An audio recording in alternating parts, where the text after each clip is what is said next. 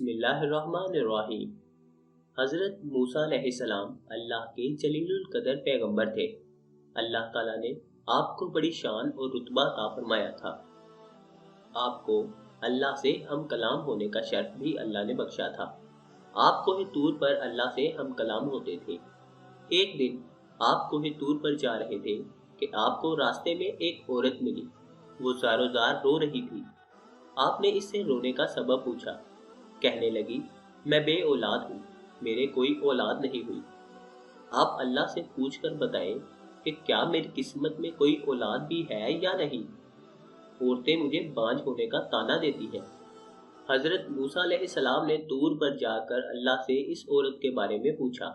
अल्लाह पाक ने फरमाया, इसकी किस्मत में कोई औलाद नहीं है। जब हज़रत मूसा अलैहिस्सलाम ने इस औरत को बताया कि अल्लाह पाक ने कहा है कि तुम्हारी किस्मत में कोई औलाद नहीं है, ये सुनकर वो औरत बहुत रोई तड़पी, मगर क्या करती, कोई चारा नहीं था। एक दिन एक फकीर इस औरत के घर आया और इसने सदा लगाई कि मैं भूखा हूँ, मुझे रोटी दो। इस औरत ने जब फकीर की सदा सुनी तो वो दरवाजे पर आई। फकीर ने कहा, तू मुझे जितनी रोटियां भी देगी, अल्लाह तुझे इतने ही बेटे देगा। इस औरत ने इस फकीर को 4 रोटियां पका कर दी। अल्लाह के फजल से इसके 4 बेटे पैदा हुए। वो बहुत खुश थी। एक दिन हजरत मूसा अलैहिस्सलाम का इस औरत के घर के पास से गुजर हुआ। इस औरत ने हजरत मूसा अलैहिस्सलाम से पूछा कि आप तो कहते थे कि मेरे कोई औलाद नहीं होगी, ये देखे मेरे 4 बेटे हैं। हजरत मूसा अलैहिस्सलाम को बड़ा ताज्जुब हुआ। हजरत मूसा अलैहिस्सलाम तूर पर गए और अल्लाह से सवाल किया कि या अल्लाह, आपने तो कहा था कि इस औरत के यहाँ कोई औलाद नहीं होगी, मगर इसके तो 4 बेटे हैं, ये क्या मामला है।